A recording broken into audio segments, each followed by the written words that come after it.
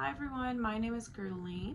This is Nursing 165 with Dr. Sharp, and this is the end-of-life care considerations for a diverse population presentation. So background of the group that I chose today is individuals who have had accidental deaths or sudden deaths.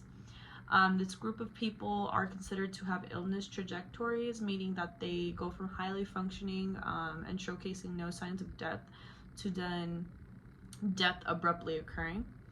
According to Lowy 2015, this group is most common with accidental related deaths and unexpected deaths. So the characteristics that the group may have is no treatment prior to death, accidental deaths, highly functioning prior to death, and no signs of death prior to the accident or illness. So sudden death patients don't have specific traits or qualities, and their causes of death can vary tremendously. For example, it could be a car accident, a drug overdose, a illness that was not diagnosed. So according to the CDC, all unintentional injury deaths rank at 4 in the cause of deaths in America. The number of deaths from this is 200,955. And per 100,000 population, 61 people will be affected by an unintentional injury death, meaning 0.06% of people in a 100,000 population will be affected by this. So family and cultural considerations in end-of-life care. People with sudden deaths will have special family and cultural considerations that are unique to them. With sudden death, the person's family or friends may not have been prepared for this incident to occur. They may not have been able to say their goodbyes or even be there when the incident occurs. So therefore, these people may have to make choices for the person who actually just had the sudden death. According to ILERA 2020, there can be a lack of interest in advanced care planning among patients and families because they might fail to see the relevance when death is not imminent. So this falls into the sudden death consideration because if the family or friends are not prepared, it can change the end of life planning basically and care that maybe the individual would have wanted. So it does change the outcome possibly, and it is a unique situation. So another unique cultural consideration can involve age, the way the death occurred, confusion on what the individual would have wanted. All of these can vary because accidental death can happen to any individual. It does not have a specific type of individual that it goes for. Therefore, it can be harder for family or friends to approach it culturally or morally. So the recommendations for the interprofessional communication or approach to end-of-life care planning.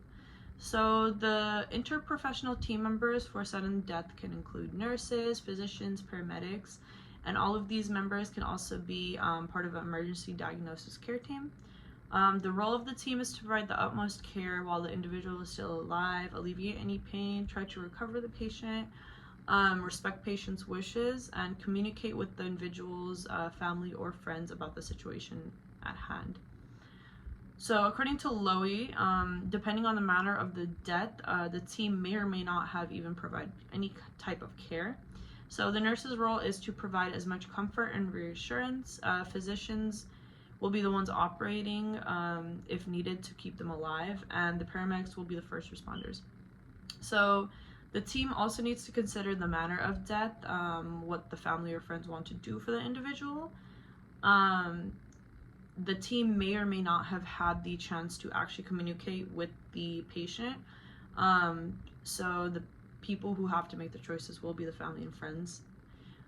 So this can be very shocking and disturbing for the family since it is very abrupt. So providing the most respectful and communicating the most care is key, and letting the patient and people closest to them know the situation needs to be considered.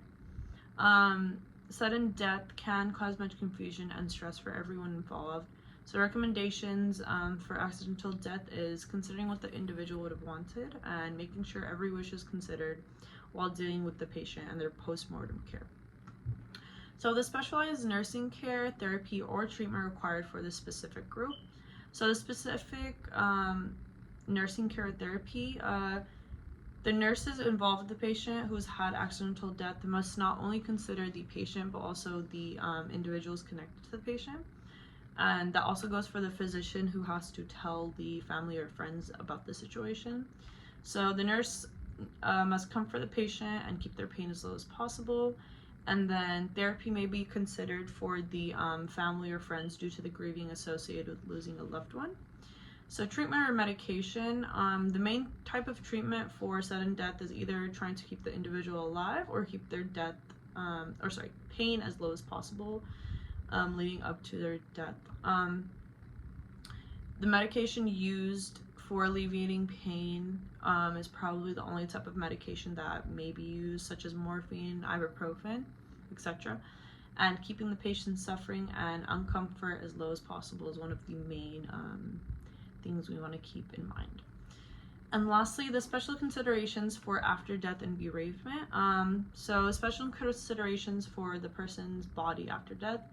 The patient who's had accidental death may or may not have end-of-life care planning.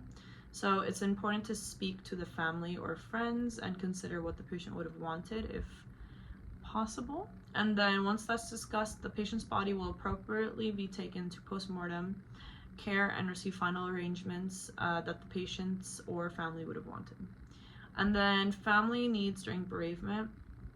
According to Lowy, accidental death is extremely challenging for families due to the emotional and psychological stressors associated.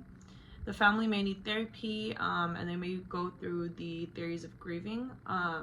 According to Strobe, Shute, and Bowerner, 2017, bereavement and grieving can be different for everyone, therefore applying only one theory can be harmful, and individual considerations need to be taken into deliberation. Basically stating that there should not only be one choice given to the family, they should be able to see their choices and see how they can grieve, not only through therapy but through other options as well.